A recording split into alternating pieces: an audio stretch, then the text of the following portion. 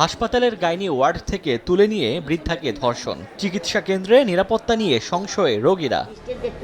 ভুক্তভোগী প্রতিবন্ধী ওই নারী জানান, সোমবার রাতে ঝালকাঠির সদর হাসপাতালের গাইনি ওয়ার্ডে চিকিৎসা নিতে আসেন তিনি। রাতে দুজন লোক চা নাস্তা খাওয়ার কথা বলে বাইরে নিয়ে যায়, পরে নির্জন স্থানে নিয়ে তাকে ধর্ষণ করে। এরপর নির্যাতিতাকে অসুস্থ অবস্থায় হাসপাতালে রেখে পালিয়ে যায় অভিযুক্তরা। রাত 3টার সময় ঢুকছে পর কইছি যে আমের হয় কি, কইছে আমার চাষি কইয়া মাতারি রে লই গেছে, ওনলা বিছিনে আনলে উঠে ওনলা গায়ে দিয়ে দিয়েছে, পার স্যান্ডেল পায়ে দিয়ে দৌড়ে লই গেছে। হাসপাতাল কর্তৃপক্ষ জানায়, বর্তমানে শঙ্কামুক্ত ওই নারী। বিষয়টি পুলিশকে অবহিত করা হয়। প্রশাসনকে সর্বোচ্চ যাতে এই বিষয়ে দেখার জন্য যে যারা এর সাথে জড়িত তাদেরকে দ্রুততার সাথে আইনের আওতায় আনা। আমাদের হাসপাতালে কোনো স্টাফ বা কর্মচারীর জন্য গাফিলতি যে এর মধ্যে বের হয়, আমরা প্রয়োজনীয় সর্বোচ্চ আপনার বিধিমত ব্যবস্থা আমরা নিব। পুলিশ জানিয়েছে, ঘটনা জড়িত সন্দেহে দুইজনকে জিজ্ঞাসাবাদের জন্য থানায় আনা হয়েছে। তার দেওয়া তথ্য অনুযায়ী ইতিমধ্যে আমরা সাসপেক্টকে গ্রেপ্তার করেছি। তার নাম বিল্লাল,